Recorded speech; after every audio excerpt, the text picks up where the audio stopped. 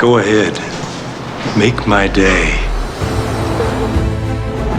Long live the king. You killed him. No. I am your father. I'll get you, my pretty, and your little dog, too. I'm gonna make him an offer he can't refuse.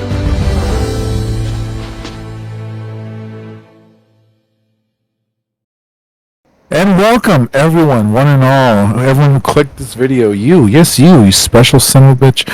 Welcome to Odds and Ends Movie Corner, copyright LLC to Triple G Productions. It's me, Obsolete 2003's cousin, Nicholas Zombie, joined by Obsolete 2003. I like it spooky. And Espionage DV7. You actually have to validate yourself as being Obs' cousin. Like, it's not good enough that you're Nick. You can't be your own individual. You have to fucking validate yourself by being a blood relative to the one and whatever fuck idol of icons and, you know, God among mortals and, you know, fucking... The best thing about that was I just fucked up the intro, and that was my way to save it. I know. Hey, welcome. Today's movie corner... I don't know, that's weird. Anyway, today's movie corner, we'll be talking about Pinhead. Pinhead the movie, aka Hellraiser. The new one that came out. And the old one, aren't we? Well, a double feature? Kinda. Well, we're gonna do kind of like a kind of compare and contrast sort of thing. And yeah. First of all, like, yeah, the new one has absolutely nothing to do with the original. As a matter of fact, it seems...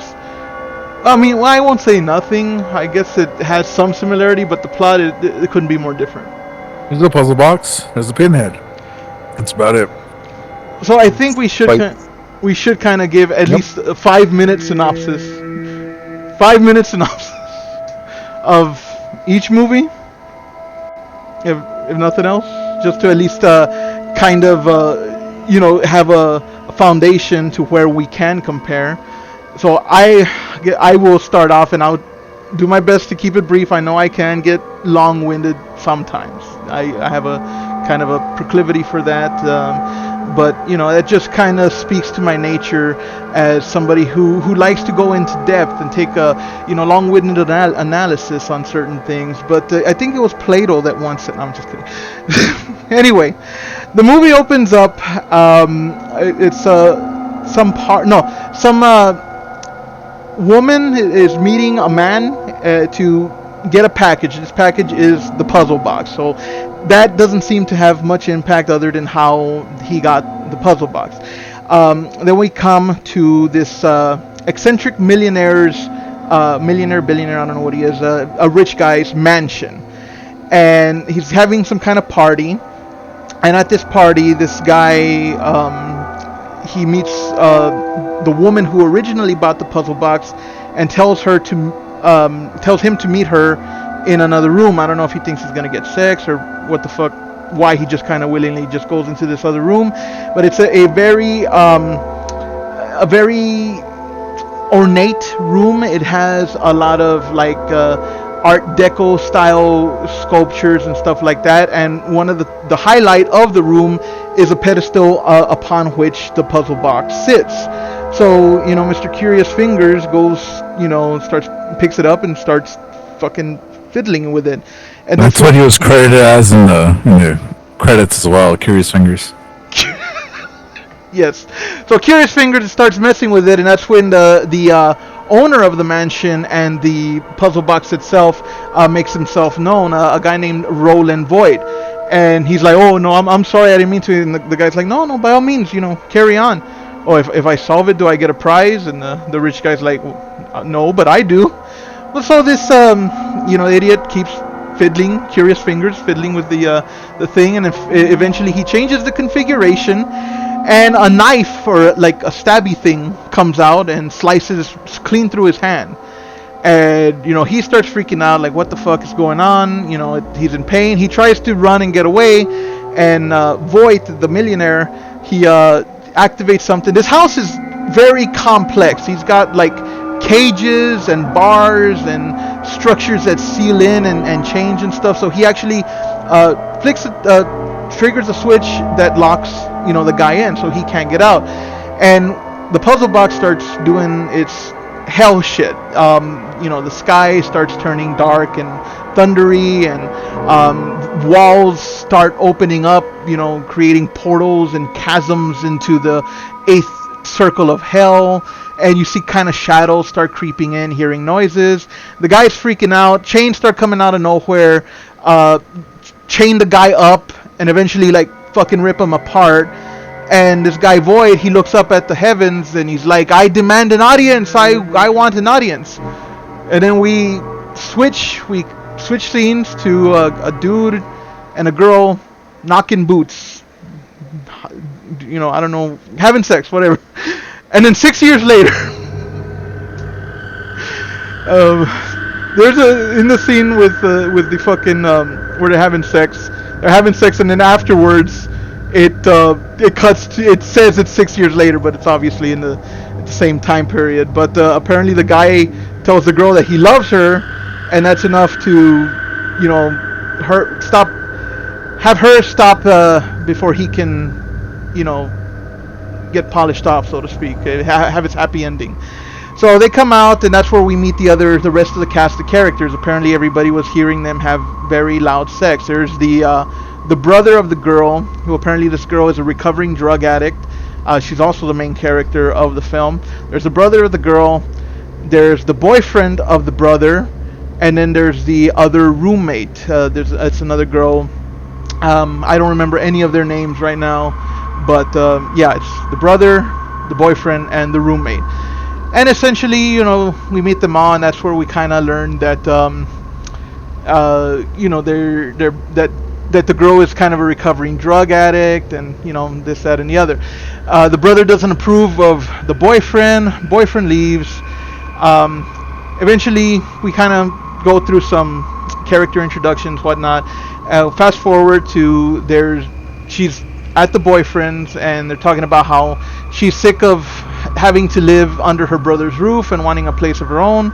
The boyfriend suggests, hey, well, I know that I work for like this delivery company, and there's this storage locker that has been basically unmonitored, or it's been abandoned for years. Nobody comes and goes, and it's a billionaire. There's billionaires that store stuff here, so there's likely something very valuable in there. So why don't we break in? I know the access codes because I work for the company, and we can just kind of break into the storage locker and steal whatever it is, and maybe it's something worth money. So with very little convincing, she's like, all right, let's do it. So they go on a dark and rainy night, break into this place, and find what else but the puzzle box. So thinking that it's essentially worthless, but maybe they could hawk it or find an appraiser that might give them something for it, they go ahead and take it. So they take it home, and that night she comes home, and her brother scalds her for being out in the rain super late, and then they have a big argument ensues. What were you doing out there? Are you out there scoring drugs? And she's like, no, get off my fucking back. Smack. Yeah, are you doing the smack, the crack, the jack? Huh? But anyway, they have a huge argument, and she's like, fuck this, I'm leaving. So she packs what few bags she has, including the puzzle box, and she takes off. And the boyfriend of the brother, basically tries to defuse the situation. He's like, look, y'all are having a heated argument, just stay, spend the night. In the morning we can all talk it over and everything will be cool. But she's like, no, fuck this, I'm out of here. So she leaves, and she does go back to her old vices, her old habits. She pops out a fucking bottle of pills, or it's like a pill container or something, and it's like she's gonna take them, but then she decides to dump them on the ground.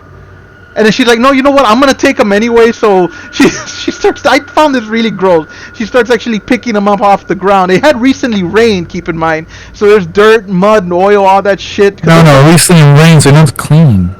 That's not what that means. So she's picking them off the street. So there's dirt, mud, oil, grit, grime, all that nastiness, and she's picking them up, and she fucking pops them. Extra flavor. I guess, yeah, that extra crunch.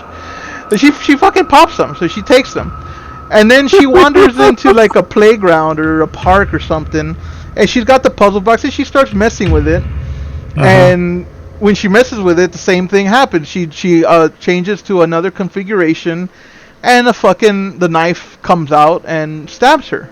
So now she's been marked with the delightful torment, the ecstasy of pain, or whatever. Anyway, so she starts tripping balls, and she thinks that it's the pills, because she starts seeing the Xenobites, the fucking skin peeled back, fucking eyes split open, the fucking skull exposed, all the other gruesome galore, they're there in all their majesty, so to speak, including Pinhead, who makes her first appearance to the character, and then they kind of what? A woman Pinhead? Yes, a woman I Pinhead. never thought I'd see the day of true equality. It's about time, right?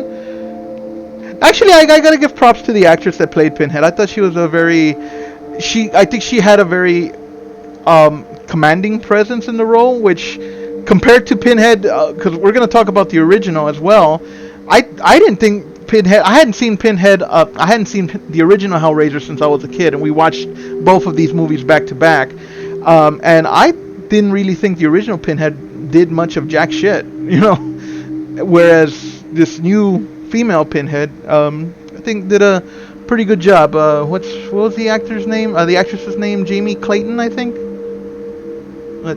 You can look that up later. I think it was Jamie Clayton, but yeah. So she's she's Pinhead. So she's tripping balls. More like, I can't even think of it. Never mind. Go ahead. She thinks that she's high and that she's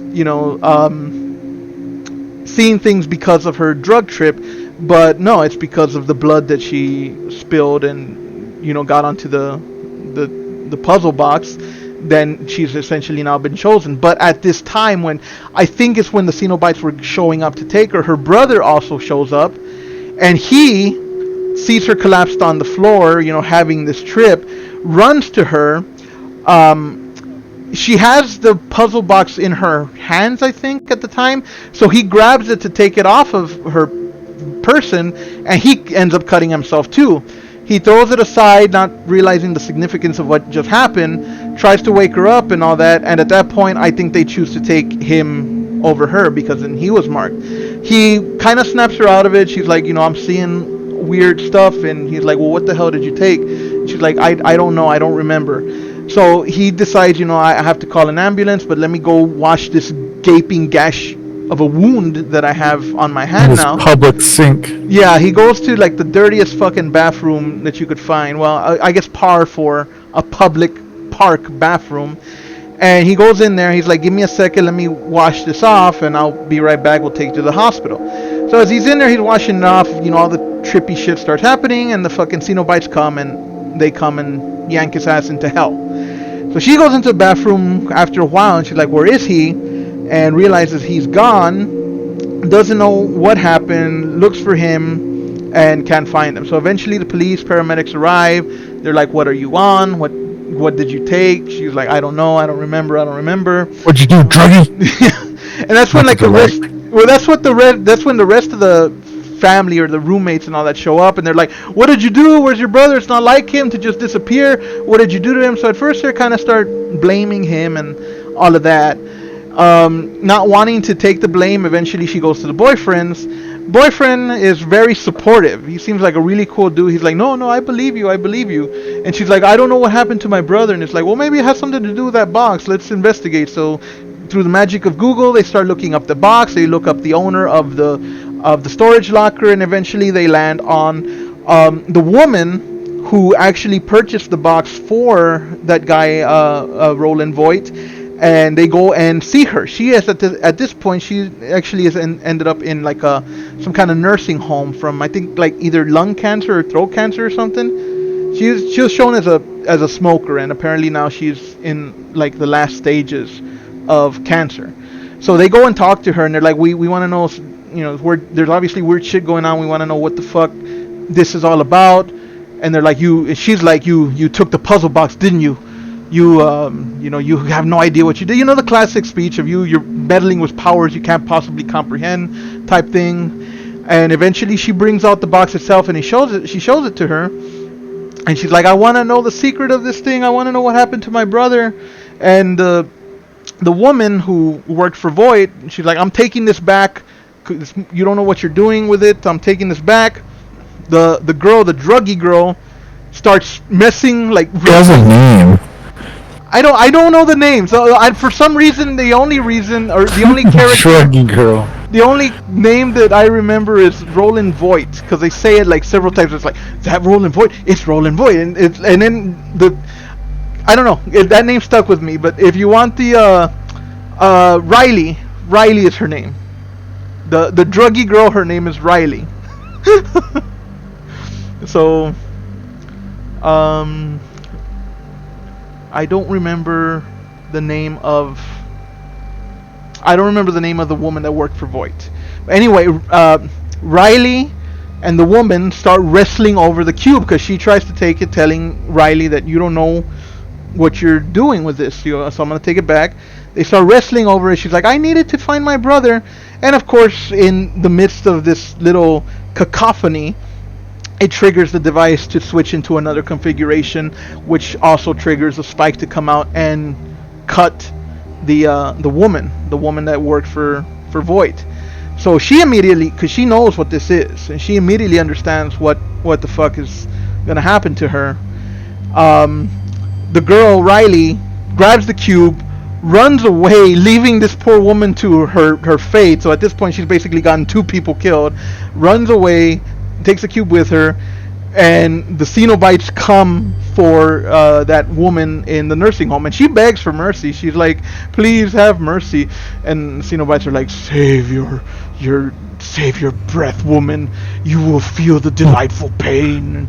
We will bring you to the precipice of torture, anguish, and ecstasy, and shit like that, you know.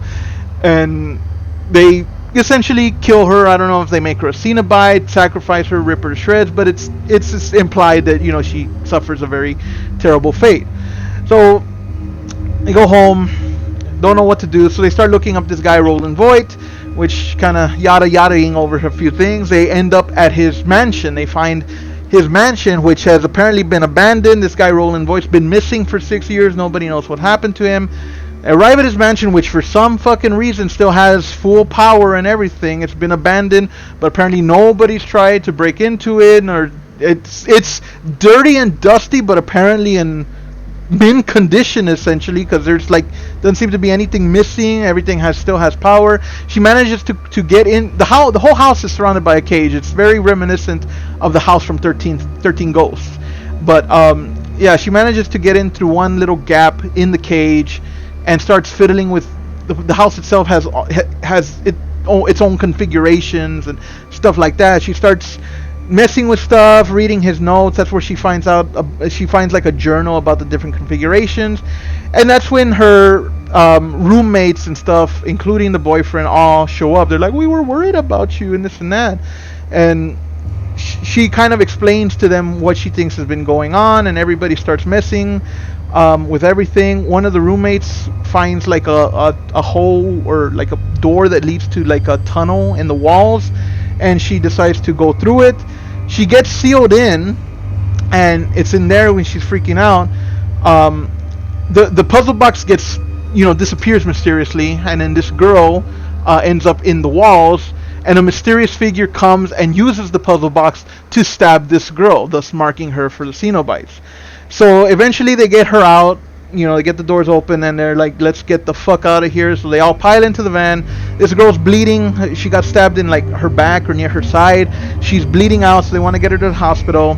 They pile into the van, and they find that they're just driving, going nowhere, kind of like the endless stairs from Super Mario. And they're going nowhere, and eventually, while they're all arguing and stuff, they're like, no, you should have turned back there, there's no turns, well, this is a dead end. And they're arguing. They don't notice that the roommate is actually while in the van getting taken by the Xenobites. And kind of Freddy Krueger style, in like, you know, in from transitioning from the dream world to the real world, they turn back. They can see her in a mirror and turn back just to see her get splattered. Like they fucking crush her like a bug or something, or just gut her and just fucking blood sprays everywhere inside the van. So they stop, they get out, they're freaking out. That's when Pinhead makes her actual, what would you call it, ultimatum, I guess, with Riley. She appears to Riley and says, look, you've been marked, but if you want your friends back, you have to mark another. Or there's like we need 3 more sacrifices for the final configuration of the puzzle box, and then you can get your brother and your loved ones back, but you have to sacrifice others. So you think, you know, at one point the Xenobites are chasing them. She ends up pinned behind a gate with the boyfriend, and she takes the puzzle box. She has it in her hand with the knife out, and you think that she's going to stab the boyfriend, but she turns around and ends up stabbing the Xenobite. And the Xenobite itself gets fucking torn apart. So it seems like, yeah, we'll take a Xenobite sacrifice. It seems like it'll work, because all the other Xenobites kind of come at it, and it fucking like explodes, chains come out, and all of that.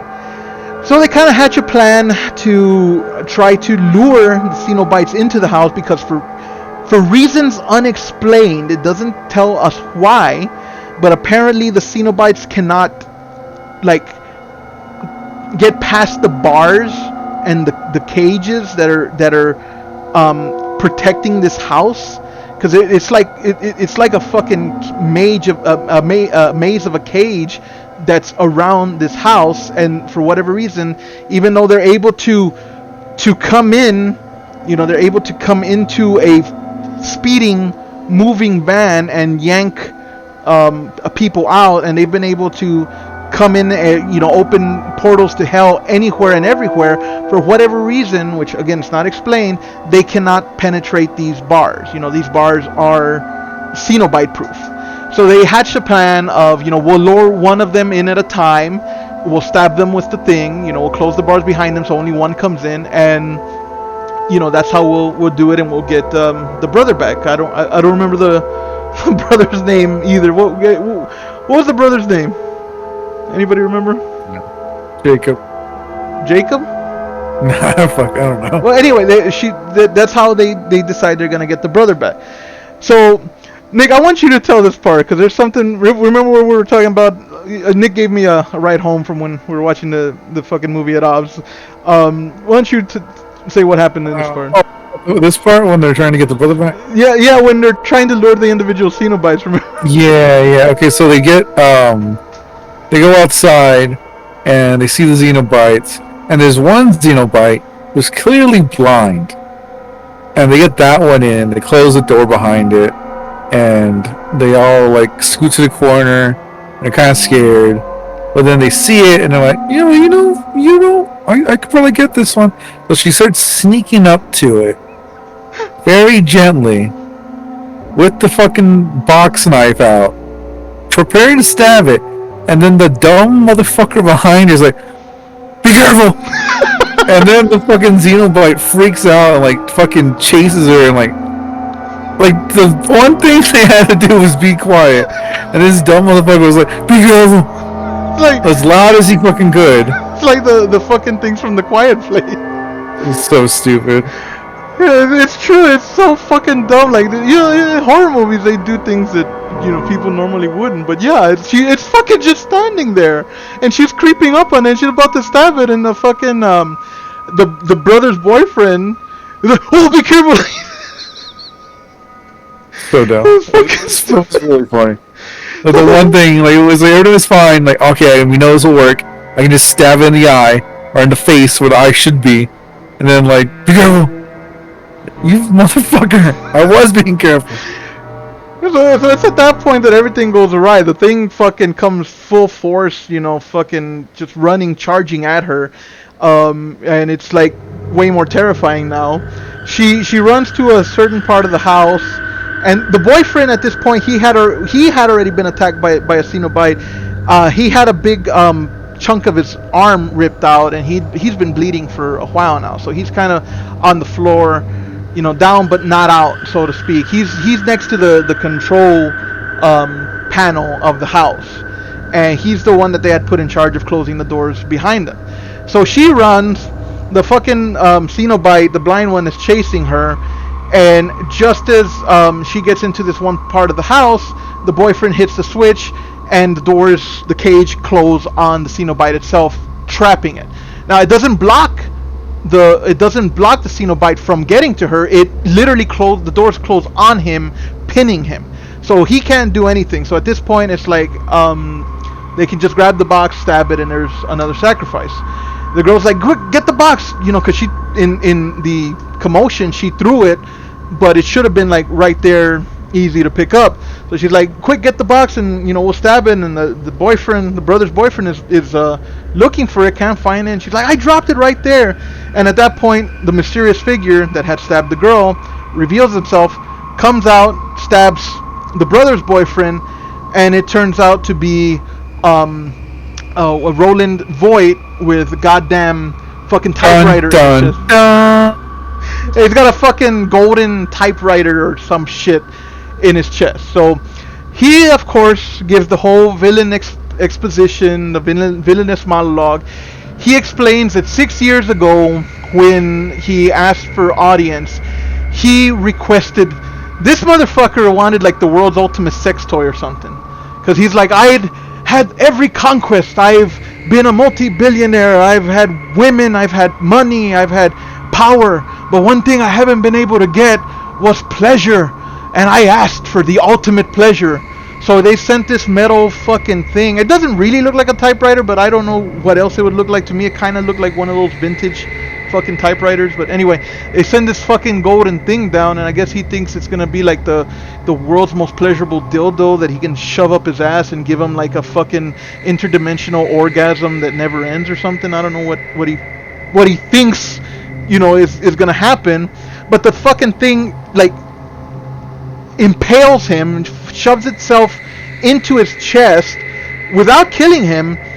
It wraps his nerves, his little fucking nerves, his nervous system around these little spools, these little pulleys that it has, and every 5 minutes or so, it gives him like the most excruciating pain that he could ever feel. See, to these Cenobite things, pain is pleasure. Like their whole thing is about causing as much excruciation as possible and reaching that threshold, that beyond of pain that I guess to them it feels good, peeling skin off and peeling their own flesh and carving into their bones and stuff like that. However much punishment you can inflict without dying, that's what they're all about. So they've got this masochistic shit down to an art. And he wanted pleasure, and they're like, okay, here's pleasure. It's pleasure to them. So they gave him this horrible device, and he's been living with it for about 6 months or so. And I was telling Nick and Obs. Years. Yeah, I'm sorry, years, not months. I'm sorry. I was telling Nick and Obs, I wonder, because he shows up in a fucking suit, but the suit has a hole in the front and the back for the protrusion of this fucking golden metal thing. So I was like, I wonder if he has a closet full of clothes that he's cut fucking holes out of, that that can accommodate this thing that he has in his chest. Because obviously he's disappeared, so he hasn't been in the public eye, but he's still living there. So I guess that would answer the question as to why there's still power. He's still somehow making the payments and whatnot. But anyway, yeah, I wonder if he has like a closet full of suits and pajamas that have holes cut out. Well, anyway, he decided that he wanted to get another audience with their god or whatever to get this thing removed. So that's why he has been the one that has been he attacked the roommate, and he attacked the brother's boyfriend, because he's the one that wants to get his so-called wish. So the Cenobites come for the boyfriend, the brother's boyfriend, and that's when we also find out that this guy, Riley's boyfriend, was working, the classic, he was working for me all along. He'd been working for Voight, And this guy's fucked up, basically on the floor, bleeding out, dying, and he's still taking order because the guy who got cut by the knife, the brother's boyfriend, tries to run because the Xenobites are coming, and Voight tells Riley's boyfriend, "Get up, go after him." He's bleeding out, so you got these two guys both fucking bleeding to death, one chasing after the other. Eventually, they get cornered by the Xenobites, and the Xenobites start for whatever reason, they take their time with him, because all the other ones, they rip him apart pretty quick. But this guy, they kind of put wires, like barbed wires on his arms and his legs and splay him out, and they're about to kill him, and that's when Riley comes. At this point, she managed to kind of pull a fast one on the guy, Roland Voight. She manages to get the puzzle box, which has reached the configuration that's just a giant spike at this point. So she takes it. They have a little confrontation with the boyfriend, the evil boyfriend that's working with Voight, and she goes and stabs him. And she's like, "Take him now, leave my brother's boyfriend. Take him. He's the one I've marked." So, okay, sure. As long as they have their slab of meat, they don't care. So they stop tormenting the brother's boyfriend, turn on Riley's, at this point, ex-boyfriend, and cut him up. But at this point, Roland Voight has been talking with Pinhead, and he's like, I want this thing out of me. Take it." And she's like, "Okay, we will grant you your wish. You wanted ultimate pleasure, but now we'll give you ultimate power or whatever." So a giant fucking version of the puzzle box comes down from the sky for whatever reason. There's thunder, lightning, and a giant chain comes down and impales Voight, takes him up into the sky, and everything clears up. And at this point, Riley has one final confrontation or conversation with Pinhead, and she's like, "You have given us the sacrifices. What do you choose? What is your choice?" And Nick, why don't you take this part as well? You remember what we were talking about on the car? I think he might be gone. And I think he's gone. Anyway. Sorry. I'll be honest. I had to go take a pee. Anywho, but I had you in my ear. I was listening the whole time. Okay. Anywho, the ultimate punishment that she chose by not choosing a gift was to live with her actions. As Pinhead said, she chose lament, which means you have to live with it. Yeah. Think about that. And all the people you hurt. Oh fuck. Like seriously, that's what Pinhead did. It was basically like, fuck. You get to live with your choices. Haha, and that's the real ultimate punishment. Yeah, and like all the fucking Xenobites. It's not a real fucking what? That's not what we do. What kind of bullshit is that? Lament? I could have chose lament? The fuck? Yeah, it was the most bullshit of fucking like, oh, we're deep because you gotta live with it, and that's true hell. Not being fucking strung apart by meat hooks. That's not hell. That's fine. It was pretty funny. Yeah, because it's dumb. Because the fucking puzzle box has a real monkey's paw quality to it. You get your wish, but it turns out to be a fucked up. Essentially, whatever you wish for, they find a way to misconstrue it into, oh, we're gonna gut you and slice you up, cut you up, whatever.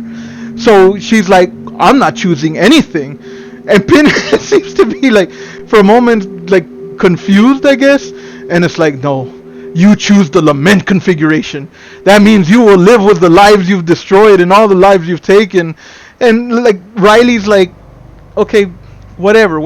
Fuck it, whatever. But it does seem like they were expecting her to choose something, but it's just like, oh, well, you live with it. You live with it now. It's like that's not a thing. Like they were tempting her, like, well, now you can wish for your brother back, but obviously it would have been something like, oh, you want to be rejoined with your brother, well, join him in hell was probably what they were gonna do, and she realized that, I guess, at that point. So she chose nothing, and without options, they're like, no, you chosen the lament configuration. And it's just a fucking cop out. But anyway, essentially, her and the only ones that are left are her and the brother's boyfriend. So they ride off into the sunset, carrying their lament with them, or Riley carrying her lament. And then we get like the final scene of the movie, which I didn't fucking get at all. I don't know what the fuck this means. So they, after Voight got carried up into heaven, space, whatever, he's seen like in this just plane of just light, crucified onto this metallic structure, and he's like bald and naked now, and now all his skin just starts peeling into like a fashion akin to the Xenobites, and that's where the movie ends, and that's about it. So that's the synopsis. I will open it up to you two for discussion. I've talked enough. Obs? Yeah, it was. I guess graphics, effects wise, it was pretty good because it seemed like for the most part the Cenobites, including Pinhead, were practical. They weren't CGI. And I think there's a video on there somewhere you can find on the internet or YouTube where it shows the actress who played Pinhead transforming into Pinhead with all the makeup and all that, and it's one of those time-lapse videos, but they all looked practical. It looked pretty cool, a lot more, I guess, edgier than the original, but yeah, it was just one of those movies where she just kind of ultimately kind of got duped, and I don't know if she was quite a redeeming character just because she was trying to save her brother, I guess, but in the end she just kind of accepted that he was gone and she just had to move on. But it was entertaining. I didn't know what to expect. I didn't go in with high hopes or low expectations either. I just went in just to kind of go for it, but I enjoyed the movie. I had a fine time. It wasn't my favorite horror movie of October. That's Barbarian still, but it was good. It's a good time. And again, I didn't ever saw the first Pinhead or the first Hellraiser, so I didn't have like a lot to go over. Like, no, I have no nostalgia for it. So for what it was, I enjoyed it. It was a good time. That was a little hacky with the whole like lament thing, and the power and a little bullshit, but it was alright. So I want to address what Obs brought up about the character and her whole redemption arc.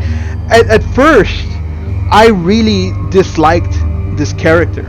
Like, I thought she was annoying. I didn't think she had very many redeeming qualities, and I was like, man, she's getting people killed left and right, just because of her own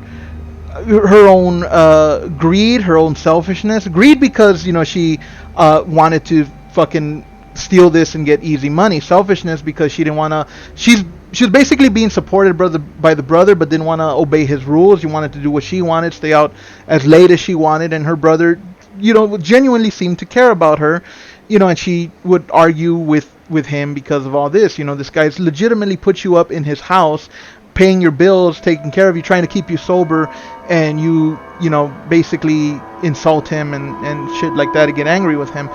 And so I had a really low opinion of the character, but as the movie progressed, my opinion did a virtually a 180, because I kind of appreciated what they did, taking, it's not an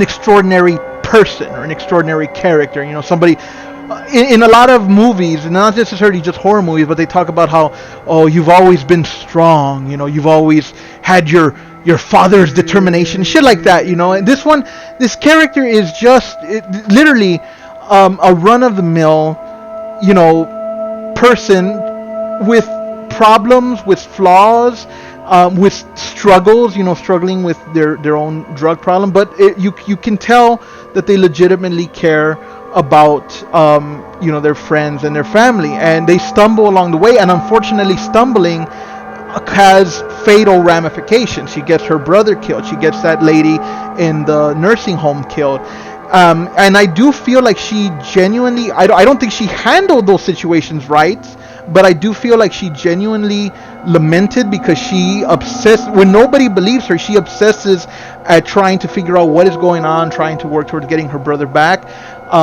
So I feel like it was actually a pretty well written character, flawed, made mistakes, stumbled along the way, but it's not this golden idol of a character that is going to solve every problem and be able to, is so strong, so cunning, and so clever that they can fix everything. No, this is a character that fucks up. This is a character that has flaws, that is selfish, that essentially is a normal fucking human being. And I as the movie went on, I appreciated that. I think they did a good job, and my opinion completely did a 180. So I do want to give the movie props for that. Real quick, guys. So, Obs, I know that there was a while back that you did a Texas Chainsaw Massacre movie corner, and you broke that up into 2 parts, right? Yes. Why don't we do that with this? I don't want to have this one video be too long-winded. We did say we wanted to discuss the original and then do like a kind of a comparison and even maybe a rating, the settled meter and whatnot. So why don't we wrap this up here? We're at about 42 minutes. I think this is a good wrapping point. We've got a good synopsis of the original. We'll do a synopsis of, or actually we got a good synopsis of the new one. We'll do a synopsis of the original, compare them and rate them. Would y'all be good with that? Breaking it up into 2 parts? Yeah, that'll work. Alright, so we're gonna cut this video off here, but stay tuned for part 2 of our Hellraiser movie corner. Woo! You want to see us out? Are we doing an outro? Yeah, go ahead. Are we doing an outro? Yeah. Alright, the outro is, see you in the next video, motherfucker.